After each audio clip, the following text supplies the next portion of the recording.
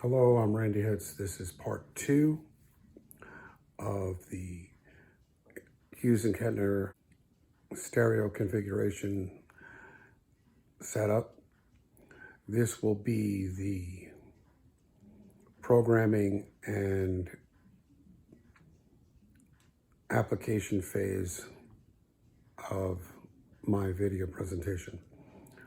If you didn't see the initial wiring setup, please refer back into my YouTube channel for part 1 so you can see everything that needs to be done in order to get to where we are now.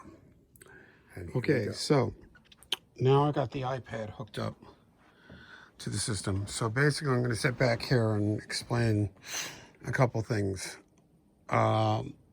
When I was first dealing with this amplifier, I had, like I had said earlier, the single amplifier with a mono configuration. I got the interface for the iPad right away, and I've been using it pretty much the whole time I've had the amp. I wrote about 10 banks worth of patches for different guitars when I first got the amp, and I stored them on here. And if you see, there's an amp or app setting for the memory storage. So I stored all of my settings on the app, which I think at the time the switch was defaulted to that.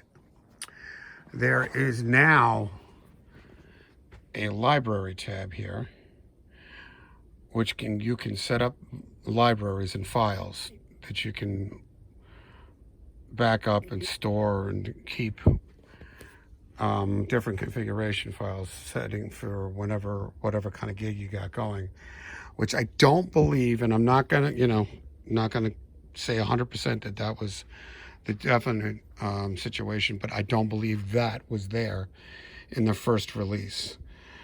Apple had set an update for this application about 7 months, 6-7 months after I got the amplifier. I did the app update and all my presets wiped out. I had to rewrite every single thing that I had done, which was a big learning lesson for me. So basically, I'm going to show you now what I was talking about with the interface and the MIDI from earlier. Now, if you notice, I'm going to be selecting from the foot switch.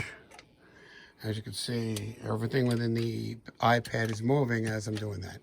If you look here, the amplifiers switch simultaneously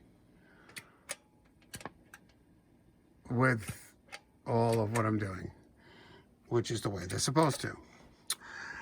Basically, what I did was, and what I suggest you do, is when you write a program, if you have the iPad app, you're more than likely going to want to do it from here, because then you can see your dial in and just really see, interface with the amplifier the way you're supposed to. I personally prefer it that way myself. Okay, when you get done, first things first, it loads and saves to the app, okay, but as a backup. But also make sure you back up every preset you do here, there. So this way, everything is on the amp.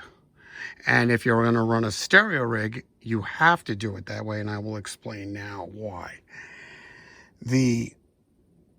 So basically what you would do is just like you have a preset here. It's in the app. What you do, you see your bank. Make sure you're on the right bank when you do this. You hit store, and you go to amp. Now notice, look, it's on bank 1. You got to make sure you're on the right bank. So you go back up to 11.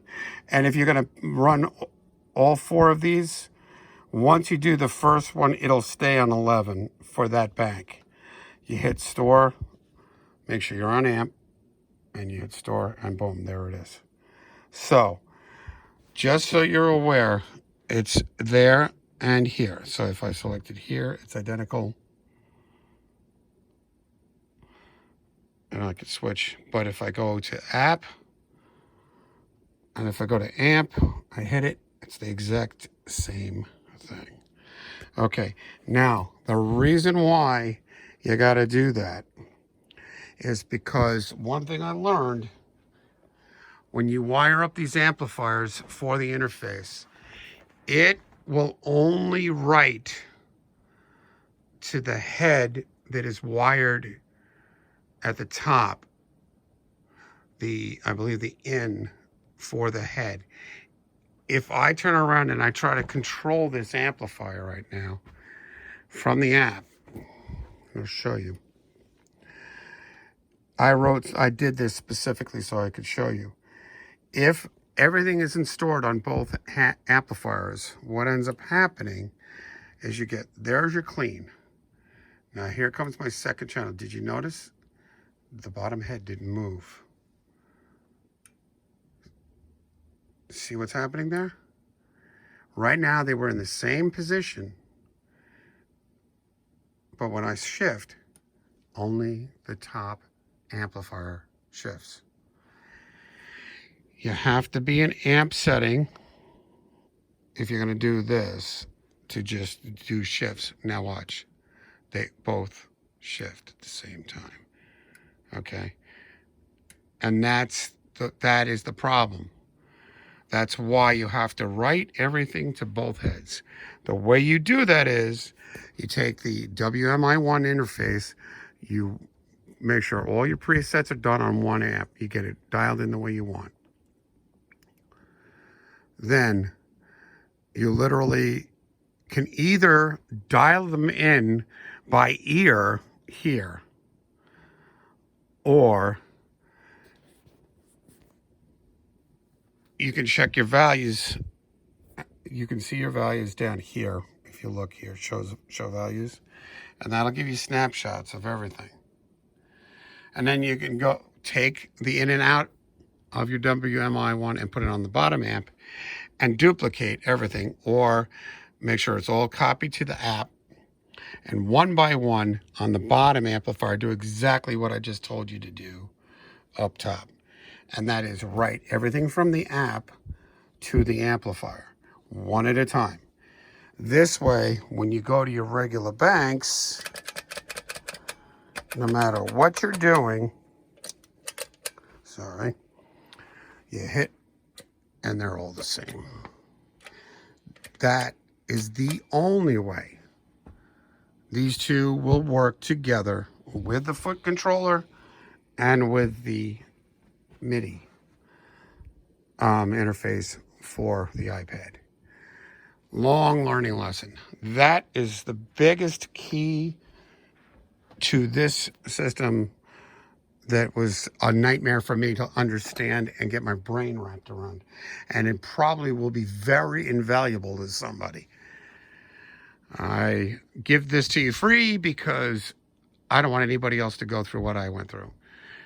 And I had no answers. Nobody had any answers for me. So you're going to probably have to rewind this multiple times to understand what I said, but it'll click to you sooner or later. Now we will move on to what it all sounds like.